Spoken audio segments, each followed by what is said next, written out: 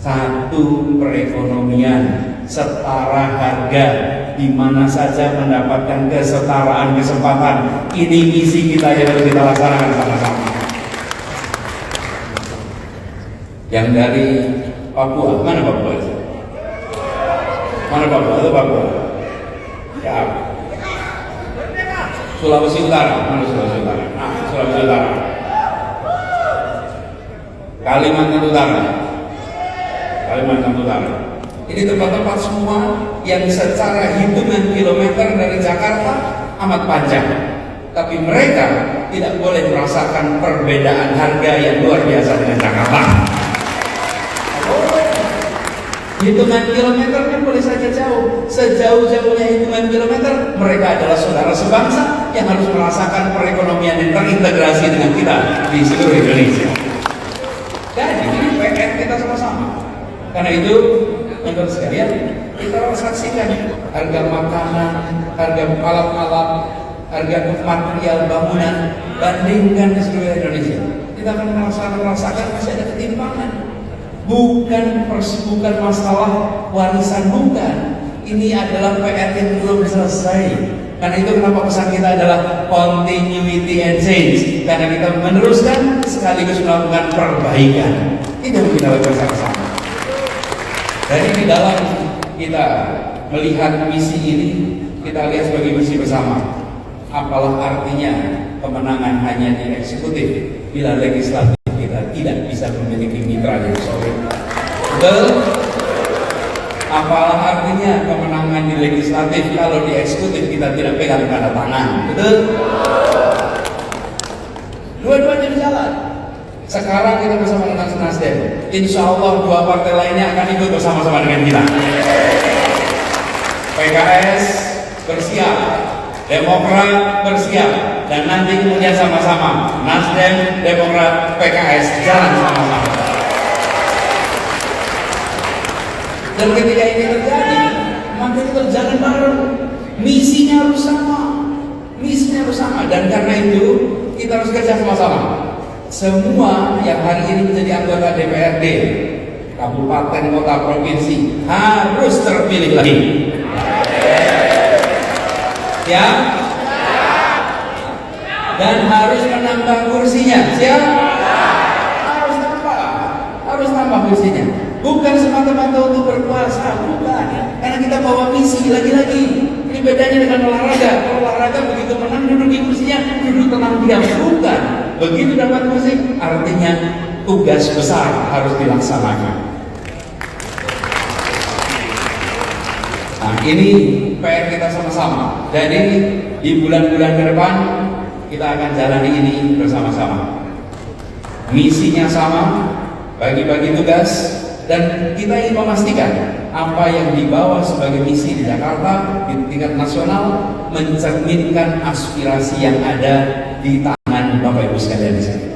Karena semua di sini tiap-tiap wilayah punya tantangannya. Pastikan itu masuk.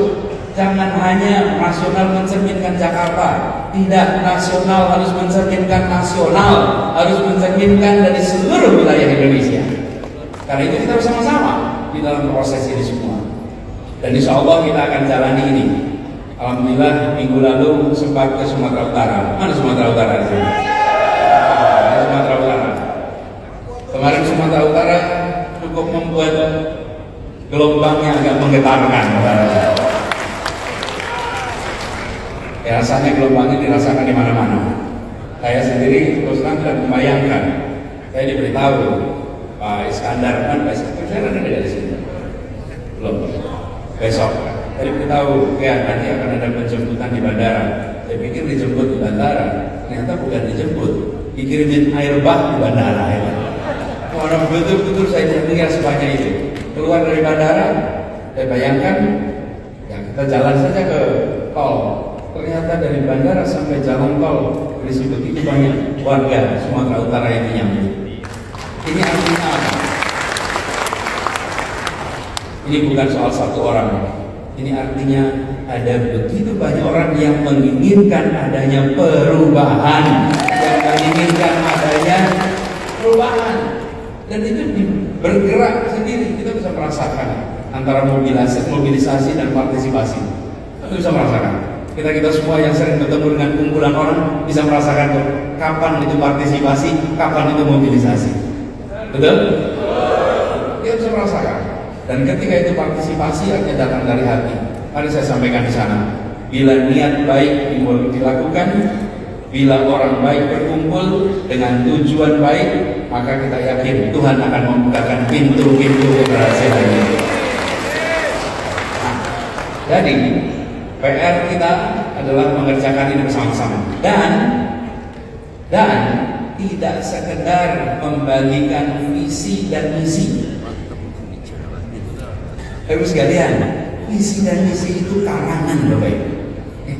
Itu adalah sesuatu yang dibuat tentang masa depan. Masa depan. Visi bisa imajinasi. Yang menulis tak perlu menyiapkan bukti, yang menentang tak bisa memiliki bukti untuk menentangnya. Sama-sama bicara masa depan, tapi visi dan misi yang ditopang dengan rekam jejak, maka dia menjadi visi dan misi yang kredibel.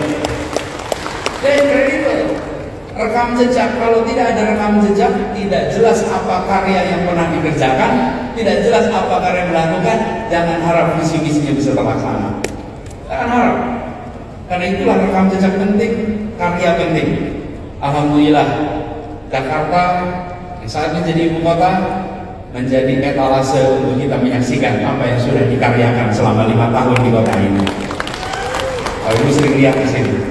Saya beri contoh soal keadilan sosial. Ini seringkali tidak banyak dibahas di kota ini. Ibu sekalian, Jakarta adalah sebuah kota di mana harga tanahnya mengalami kenaikan terus-menerus. Tidak banyak kota di Indonesia yang harga tanahnya itu naik terus-menerus. Dan kemudian efeknya NJOP itu naik terus-menerus. Ini tidak ada di dalam percakapan sosmed, ini tidak ada dalam survei-survei. Coba perhatikan, apa yang kemudian terjadi? Pelan-pelan dengan NJOP naik terus, PBB naik terus. PBB makin tinggi, pernah PBB kita naik 500% se-Jakarta, 5 kali lipat. Termasuk di pulau, naik 5 kali lipat. Begitu PBB itu dinaikkan setinggi-tingginya, kami di pemerintah bilang, oh iya itu untuk menambah PAD, pendapatan asli daerah. Tapi bagi rakyat, ini adalah cara sistematis untuk mengosongkan kota ini dari mereka yang penghasilannya rendah. Pelan-pelan yang di bawah itu tergusur keluar. Kenapa? Karena mereka tidak kuat membayar PBB. Dan begitu banyak tokoh-tokoh kita terusir dari rumahnya hanya karena mereka tidak sanggup bayar PBB. Bayangkan para pendiri republik pada tinggal di Menteng. Dulu memang mereka tinggalnya di sana. Lalu anak cucunya meneruskan tinggal di rumah itu, di rumah orang tuanya, di rumah para pejuang. Dan kemudian kita memberikan pajak pada mereka lebih dari 100 juta, 150 juta per tahun. Dan akibatnya apa? Satu demi satu mereka terusir dari tanah yang dulu orang tuanya mengusahakan kemerdekaan atas tanah itu. Bang Ali Sadikin, Gubernur DKI Jakarta, pajak PBB rumahnya 180 juta. Banyak sekali tokoh-tokoh itu tidak mampu lagi bayar pajak karena harga pajak yang setinggi-tinggi itu. Apa yang kemudian terjadi? Saat kamu terusir, Bapak Ibu cari survei manapun tidak ada, tarik polling manapun tidak ada yang dimasuk isu. Tapi tugas gubernur bukan sekedar menyelesaikan yang ramai dibicarakan di sosmed atau yang ramai dibicarakan survei, tapi menghadirkan perasaan keadilan sosial bagi warga Jakarta. Semua keluarga pejuang di Jakarta PBB-nya mau. Hari ini tidak ada pejuang yang harus terusir di kota ini. Tak boleh. Semua orang berjasa di kota ini tidak diberikan PBB. Guru itu yang membuat kita duduk di ruangan ini. Tanpa guru kita tidak berada di ruangan ini. Dan saya menyampaikan ini di hari pahlawan 10 November. Mereka yang berjuang PBB 0, guru 0 PBB-nya di Jakarta. Sehingga mereka tenang tinggal di kota ini. Para pensiunan, para purnawirawan, Pak JK Mandela kalau tinggal di Jakarta maka otomatis PBB-nya 0. Mereka yang dulu berdinas atas nama Republik, selesai berdinas mereka kehilangan tempat tinggal. Kenapa? Karena mereka tidak mampu lagi bayar PBB. Ini hal kecil Bapak Ibu sekalian, nampaknya kecil, tapi sistemik dan kita menganggap bukan masalah. Karena bukan masalah kita tidak merasa perlu menyelesaikan. Ini kita bereskan dan begitu ini dilakukan. Sekarang ini kita ambil kebijakan semua 2 miliar ke bawah kita kena PBB. Apa yang terjadi? 85% rumah di Jakarta sekarang tidak harus membayar PBB. Supaya kota ini tetap rumah bagi semua. Rumah bagi semua. Jangan sampai kotanya global, tapi justru penduduknya pelan-pelan dikosongkan. Ini hal sederhana. Saya berikan ilustrasi bahwa ketika kita berada di dalam pemegang amanah, bukan hanya merespon yang ramai dibicarakan, tapi merespon hal yang mendasar menyangkut hak-hak warga. Bapak Ibu sekalian, teman-teman yang saya hormati, izinkan kesempatan ini saya juga menyampaikan keinginan untuk kita sama-sama ke depan satu arah. Dan apa yang tadi disampaikan oleh Pak Ketum, bahwa garis kebijakan Nasdem harus betul-betul sampai ke bawah.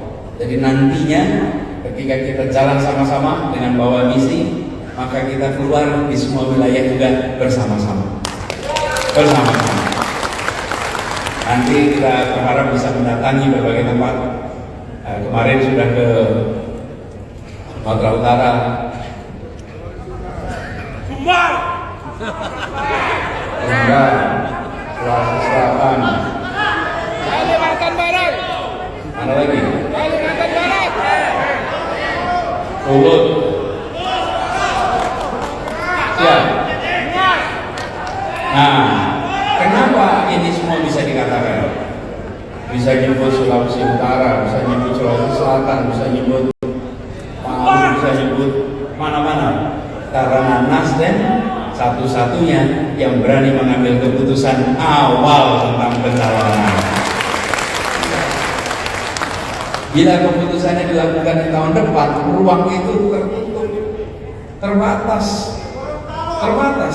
Tapi karena diambil panjang, maka kita punya ruang yang cukup untuk bisa menjangkau semua, mendengar semua.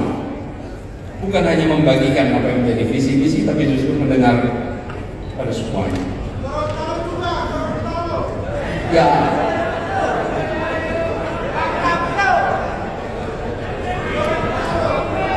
Ini kalau Jawa mana yang Jawa?